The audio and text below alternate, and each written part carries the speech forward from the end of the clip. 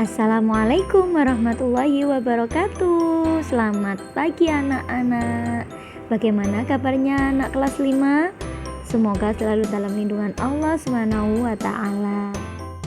Baik anak-anakku, hari ini Bu Zara mau mereview materi pembelajaran fikih kelas 5 tentang haid, mandi setelah haid, dan khitan.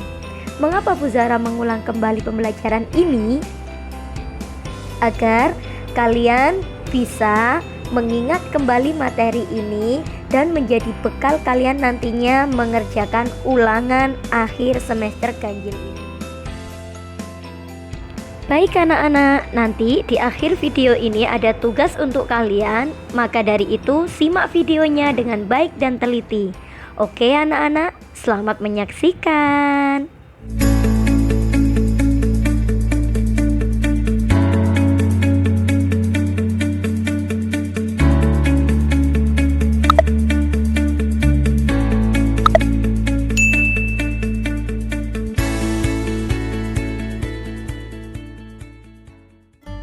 Baik anak-anak, sebelum pelajaran kita mulai, kita berdoa dulu ya. Doa sebelum belajar, Bismillahirrahmanirrahim. Rabbi zidni ilma warzuqni fahma waj'alni minas sholihin. Ya Allah, tambahkanlah aku ilmu, berikanlah aku rezeki akan kefahaman, dan jadikanlah aku termasuk dalam golongan orang-orang yang soleh. Amin. Kamu perlu tahu, pengertian haid menurut bahasa, haid berarti mengalir.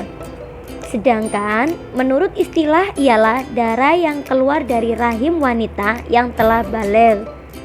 Masa di mana telah diwajibkan atas semua kewajiban agama seperti sholat, puasa, dan kewajiban-kewajiban yang lainnya. Dapat kita simpulkan bahwa darah haid bukan darah penyakit atau istihadah ataupun darah yang keluar setelah melahirkan, melainkan darah yang keluar secara rutin setiap bulan dengan waktu tertentu. Darah haid disebut juga darah kotor. Masa waktu keluarnya haid. Masa waktu keluarnya darah haid minimal sehari semalam dan maksimal 15 hari 15 malam.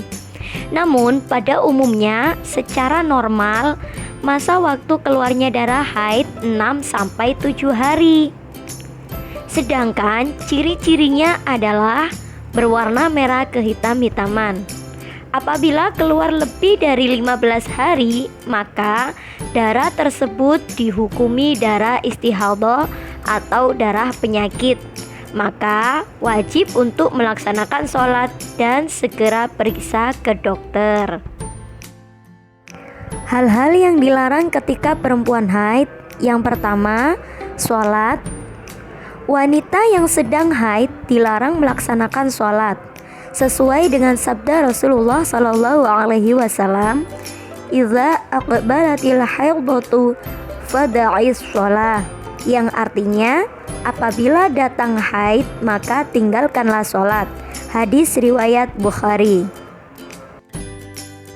Yang kedua yaitu melaksanakan puasa. Wanita yang sedang haid dilarang melaksanakan puasa wajib maupun puasa sunnah. Tetapi apabila telah suci dari haid, maka wajib mengqadha puasa, sedangkan sholatnya tidak diqadha. Yang ketiga, membaca dan menyentuh Al-Quran. Wanita haid dilarang membaca dan menyentuh Al-Quran, sebagaimana Allah Subhanahu wa taala berfirman, Bismillahirrahmanirrahim, la yamassuhu illal mutahharun. Tidak menyentuhnya kecuali orang-orang yang disucikan. Quran surat Al-Waqiah ayat 79. Begitu pula sabda Nabi Muhammad SAW yang berbunyi, la tamussul Quran illa wa anta tahirun, yang artinya tidak boleh menyentuh Al-Quran kecuali engkau dalam keadaan suci. Hadis riwayat Al-Hakim dalam Al-Mustadraknya, beliau mengatakan bahwa sanad hadis ini sahih. Yang keempat yaitu iktikaf. Wanita yang sedang haid dilarang untuk iktikaf di masjid ataupun berdiam diri di masjid, sebagaimana hadis Nabi Muhammad SAW yang berbunyi, la uhillul masjidah li haidhi wala junub, yang artinya saya tidak menghalalkan masjid untuk orang haid dan junub. Hadis riwayat Abu Dawud. Yang kelima yaitu tawaf. Seorang wanita yang sedang haid dilarang melakukan tawaf atau mengelilingi Ka'bah sebanyak 7 kali. Sebab tawaf itu mensyaratkan seseorang suci dari hadas besar, sebagaimana sabda Rasulullah Muhammad SAW yang berbunyi, faf'ali ma yaf'alul hajj ghaira alla tatufi bil baiti hatta tatuhuri. Lakukanlah segala sesuatu yang dilakukan orang yang berhaji selain dari melakukan tawaf di Ka'bah hingga engkau suci. Selanjutnya, bab tentang mandi. Pengertian mandi menurut bahasa ialah mengalirkan air pada tubuh. Sedangkan menurut syara, mandi ialah mengalirkan air ke seluruh badan yang disertai dengan niat. Mandi dibagi menjadi 2 macam, yaitu 1. Mandi wajib, yaitu mandi yang disebabkan oleh hadas besar seperti haid, nifas, mati, dan lain-lain. Yang kedua, mandi sunnah. Mandi yang disunnahkan ketika akan atau sesudah melakukan perbuatan sesuatu, seperti mandi hendak melakukan sholat Jumat. Yang kedua, mandi hendak melakukan sholat hari raya. Dan yang ketiga, mandi hendak melakukan ihram dan sebagainya. Rukun mandi besar yaitu 1. Berniat, 2. Menyiramkan air ke seluruh tubuh, 3. Tertib. Syarat-syarat mandi: yang pertama, menggunakan air mutlak. Yang kedua, tidak ada penghalang dalam badan. 3. Tidak ada yang merubah air. 4. Mengalirkan air di anggota badan. Sunnah-sunnah mandi: yang pertama, membaca basmalah pada permulaan mandi. Yang kedua, membersihkan semua kotoran dari badan. Yang ketiga, berwudu sebelum mandi. 4. Menggosok-gosok seluruh badan dengan tangan. 5. Mendahulukan yang kanan. 6. Menutup aurat, mandi di dalam kamar mandi yang terkunci. 7. Menghadap kiblat. 8. Tidak meminta tolong orang untuk menuangkan air. 9. Membaca 2 kalimat syahadat. 10. Berturut-turut. Cara mandi setelah haid: yang pertama, membaca basmalah. Yang kedua, membaca niat menghilangkan hadas besar. Bismillahirrahmanirrahim. Nawaitul ghusla li raf'il hadatsil akbari minal haidhi fardha lillahi ta'ala. Yang ketiga, mengguyur seluruh tubuh dan menggosok-gosoknya. 4. Melakukan kegiatan tersebut di nomor 3 secara berturut-turut sampai bersih dengan mendahulukan anggota badan yang kanan. Selanjutnya yakni bab tentang khitan. Pengertian khitan menurut bahasa berasal dari kata khotan yang berarti memotong. Menurut istilah ialah memotong ujung kulit kelamin laki-laki yang menutupi zakar. Berkhitan termasuk menyucikan diri dari kotoran.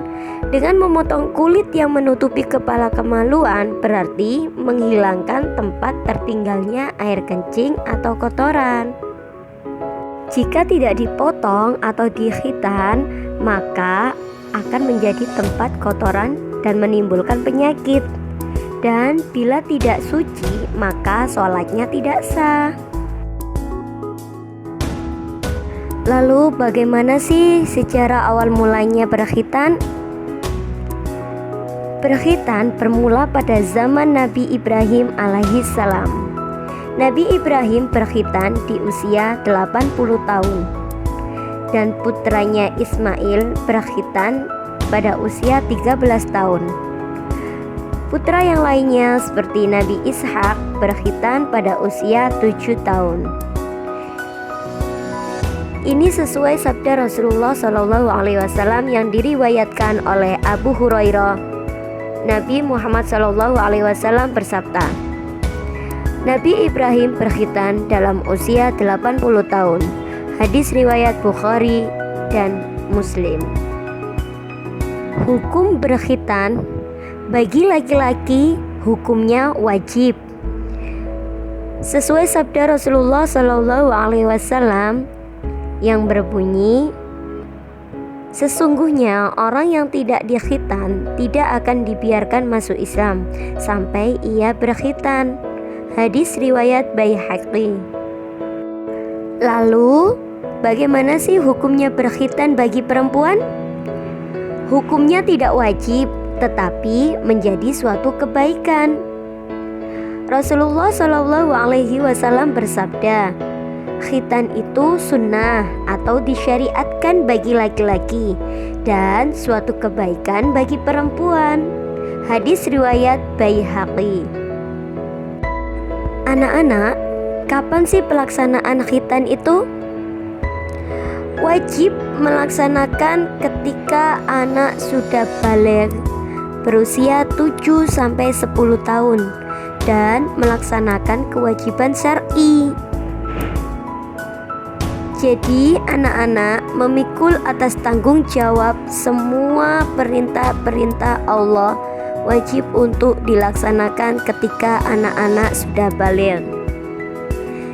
Dan Jabir radhiyallahu an, Rasulullah SAW telah mengakikahkan Hasan dan Husain, mengkhitankan mereka pada hari ke-7 dari kelahiran mereka. Hadis riwayat Bukhari. Jadi sangat dianjurkan anak-anak dikhitan ketika hari-hari pertama mereka lahir. Apabila anak-anak ditanya tentang kenapa sih kok harus berkhitan? Berkhitan yakni ada hikmahnya tersendiri. Dari segi agama, yang pertama merupakan persyaratan sahnya ibadah. Yang kedua, menjaga kesucian badan dari najis. Dan yang ketiga, sarana penyempurna agama. Sedangkan dari segi kesehatan, yaitu untuk menjaga kebersihan dan mencegah dari penyakit. Baik anak-anak, sudah paham semuanya? Insya Allah anak-anak paham ya. Alhamdulillahirabbil alamin. Oke anak-anak, tugas buat kalian semua, buka LKS Fikih halaman 42-47, jawab soal Romawi 1-3, dan jangan lupa absen dulu di kolom komentar dengan nama lengkap, nomor absen, dan kelas. Tidak perlu kirim foto, hanya menjawab soal untuk bekal kalian ujian akhir semester ganjil. Jawaban soal Bu Zara share malam nanti setelah kalian semua menyimak video pembelajaran ini. Oke anak-anak? Terima kasih sudah menyimak video materi pembelajaran dari Bu Zara. Semoga ilmu kalian bermanfaat. Wassalamualaikum warahmatullahi wabarakatuh.